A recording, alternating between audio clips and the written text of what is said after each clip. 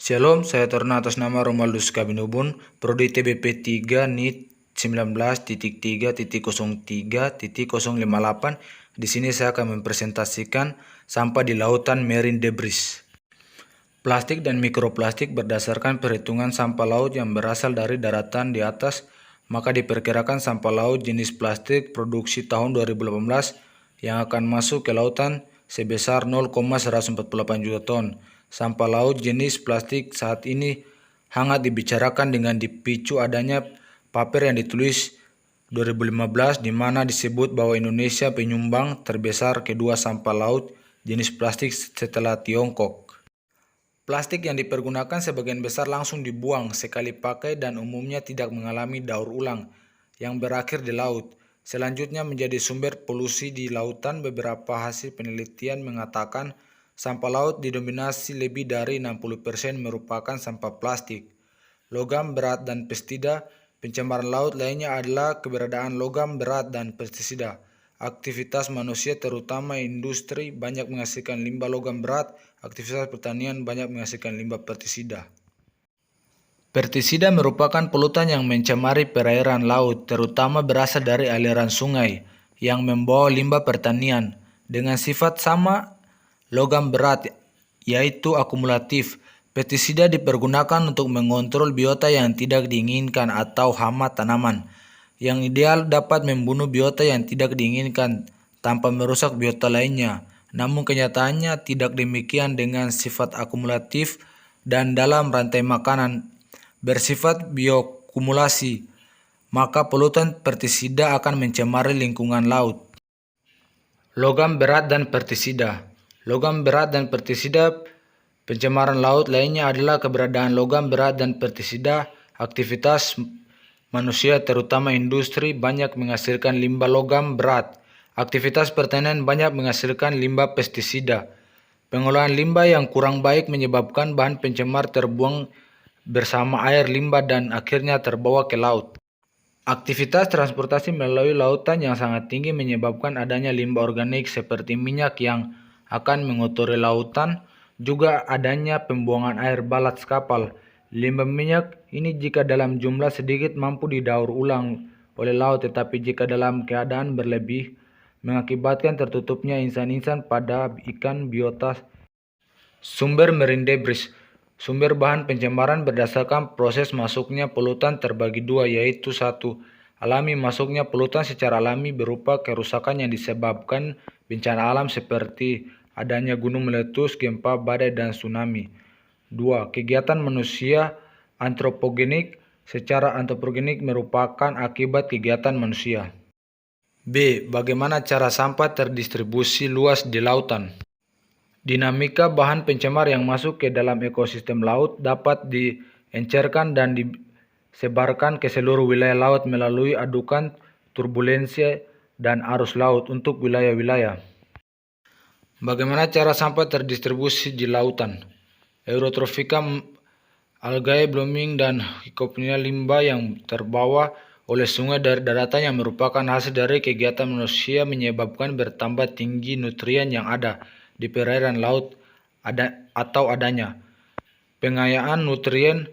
Eutrofikasi terutama dari bahan organik. Nutrien merupakan senyawa kimia yang dibutuhkan untuk pertumbuhan oleh autotrof terutama fitoplankton alga. Bahan pencemar di perairan dapat diklasifikasi berdasarkan daya uraiannya. Klasifikasi bahan pencemar pada perairan laut dapat dibagi atas dua jenis, yaitu A. Senyawa konservatif yang merupakan senyawa-senyawa yang dapat bertahan lama di dalam suatu badan perairan sebelum akhirnya mengenap ataupun terabsorpsi oleh adanya berbagai reaksi fisik dan kimia perairan. B. Senyawa-senyawa non-konservatif yang merupakan senyawa yang mudah terurai dan berubah bentuk di dalam suatu badan perairan. Contohnya adalah senyawa-senyawa organik seperti karbonhidrat dan lemak dan protein. Cara sampah terdistribusi luas di lautan akan lebih menguntungkan apabila terbawa ke perairan laut terbuka, sedangkan sebagian lagi yang tidak diencerkan dan disebarkan serta terbawa ke wilayah-wilayah laut yang luas. Interaksi polutan dalam lingkungan akan mempengaruhi besaran konsentrasi polutan terutama dalam rantai makanan. Bioakumulasi mengacu pada bagaimana suatu polutan memasuki rantai makanan, sedangkan biomagnifikasi mengacu pada kecenderungan polutan untuk terkonsentrasi dan berpindah dari satu tingkat trofi ke tingkat berikutnya. C. Apa dampaknya? Dampak lainnya adalah estetika keindahan pada alam dimulai dari sumber pencemaran yang semakin banyak zat organik yang dibuang ke lingkungan perairan. Maka perairan tersebut akan semakin tercemar, yang biasanya ditandai dengan bau yang menyengat di samping tumpukan yang dapat mengurangi estetika lingkungan.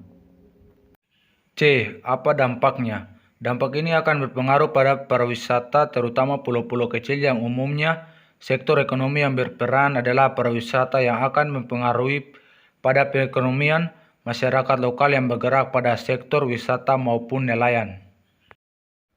D. Kebijakan pemerintah internasional terhadap pencemaran di laut yang dapat menjadi acuan yaitu 1. Convention on the Prevention of Marine Pollution by Dumping of Waters and Other Matters. London Dumping 1972 adalah konvensi internasional yang ditandatangani pada tanggal 29 Desember 1972 dan mulai berlaku pada 30 Agustus 1975. Konvensi ini pada dasarnya membahas tentang larangan pembuangan limbah di lingkungan laut secara sengaja. D. Kebijakan. Kewajiban umum negara-negara untuk melindungi dan melestarikan lingkungan lautnya. Tindakan untuk mencegah, mengurangi, dan mengendalikan pencemaran lingkungan laut dari sumber apapun. Kerjasama global dan regional. E. Solutif. Berbagai pihak sektor telah melakukan upaya dalam penanggulangan dan pengendalian pencemaran namun masih bersifat sektoral dan belum terintegrasi. Pengendalian pencemaran di wilayah pesisir laut dan tersebut tidak dapat dilakukan secara parsial dan harus melibat banyak pihak sektor di dalamnya. E. Aksi solutif. Aksi pada strategi kedua meliputi pengendalian sampah pada daerah aliran sungai, pengendalian sampah plastik dan sektor industri hulu dan hilir. Untuk aksi strategi ketiga meliputi pengelolaan sampah plastik yang berasal dari aktivitas transportasi laut. Kegiatan ini di kawasan wisata bahari, kelautan dan perikanan serta pesisir dan pulau-pulau kecil. Itu saja presentasi dari saya. Sekian dan terima kasih.